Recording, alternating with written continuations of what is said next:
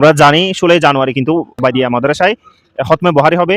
ওয়ালাইকুম প্রিয় সুধীবৃন্দ, আমি সাদমান হোসেন সাকিব। তার পথে দেখছিলাম জামিয়া মাদ্রাসার ছাত্র ভাইদের। তো আমার সামনে আছেন একজন ছাত্র ভাই। আসসালামু আলাইকুম ভাইয়া। ওয়ালাইকুম আসসালাম রহমতুল্লাহ। ভাইয়ের নাম কি?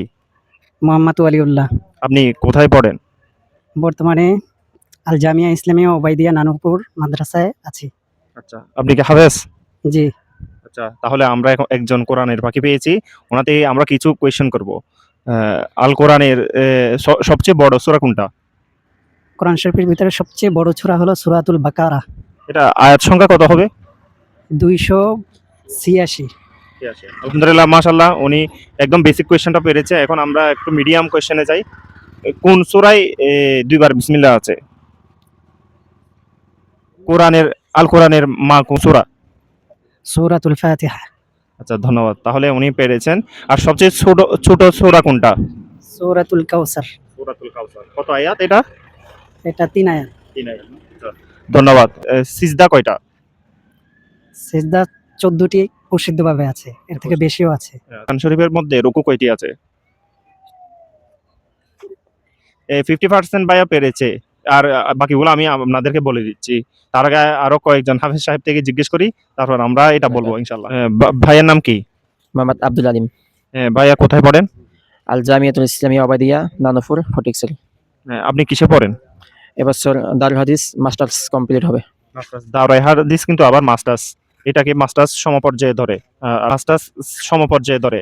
আবার ইদানিং যারা দাওরাই করতে পারবে ওনাদেরকে কিন্তু আবার কাজী সার্টিফিকেটও দিবে, এরকম একটা গুঞ্জন শোনা যাচ্ছে।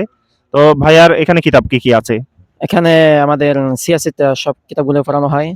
উল্লেখযোগ্য কিতাব যেমন নাকি আমরা প্রসিদ্ধ যেসব কিতাবগুলো আমরা জানি, সহিহ বুখারী, সহিহ মুসলিম, সুনানে তিরমিজি। আচ্ছা ভাইয়াকে আমি আরো কিছু কোয়েশ্চেন করি, যেহেতু হাফেজ সাহেব ভাইয়াকে করেছি সেহেতু আমি ভাইয়াকেও করতে পারি। সেটা হচ্ছে সিয়াসিতার কিতাব কয়টি এবং কি কি?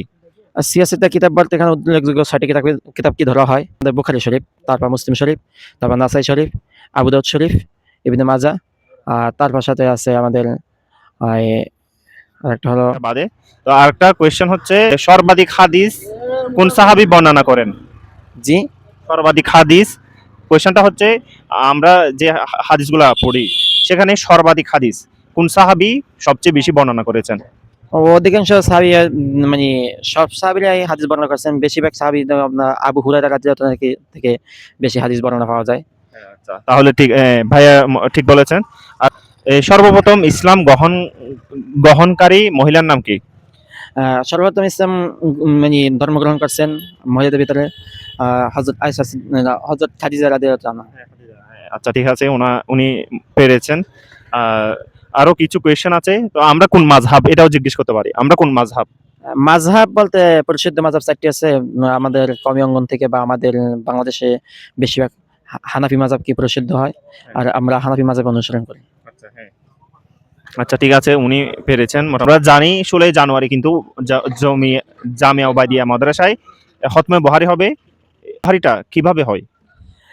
খতমে বুখারী বলতে আমাদের যে সিয়াসিতের ভিতরে প্রসিদ্ধ যে হাদিস কিতাব সহিহ বুখারী, এই সহিহ বুখারী আখিরি দরস ওদিনকে দেওয়া হয়। মানে আমরা বছর শুরু থেকে শুরু করেছি এবং ওদিনকে আমাদের শেষ সবক এবং শেষ হাদিসকে পড়ানো হবে এবং সমস্ত উম্মতে মুহাম্মাদির জন্য, জাতির জন্য দোয়া করানো হয়। এই উদ্দেশ্যে একটা বুখারী শরীফের খতম হিসেবে আয়োজন করা হয়, দোয়া অনুষ্ঠান আয়োজন করা হয়। তো দাওরা হাদিসের পরে পর্যায় কি থাকে? দারুল হাদিস একটা হচ্ছে আমরা সাধারণ যেটা বলি মাস্টার্স, যেটা শেষ হয়ে যায়। তারপরে যদি কেউ ফিকহ নিয়ে পড়তে চায়, ওটা নিয়ে আলোচনা মানে পর্যবেক্ষণ করতে পারে। মানে বিভিন্ন, যেমন নাকি আমরা তাফসির, ফিকহ বলতে হয় মানে ইফতাখানা, মানে যেটা মুফতি বলা হয়, তাফসির মানে কোরআনের তরজমা, তারপর উলুমুল হাদিস যেটা হাদিসের উপরে গবেষণা করা হয়, যেটা মুহাদ্দিস বলা হয়। এরকম এটা মূলত তাখাসসুস বিভাগ বলা হয়, যে যেটা নিয়ে আলোচনা করে, যে যেটা নিয়ে পড়ার চেষ্টা করে সেটা নিয়ে আলোচনা করে। ভাইকে অসংখ্য ধন্যবাদ সাথে থাকার জন্য।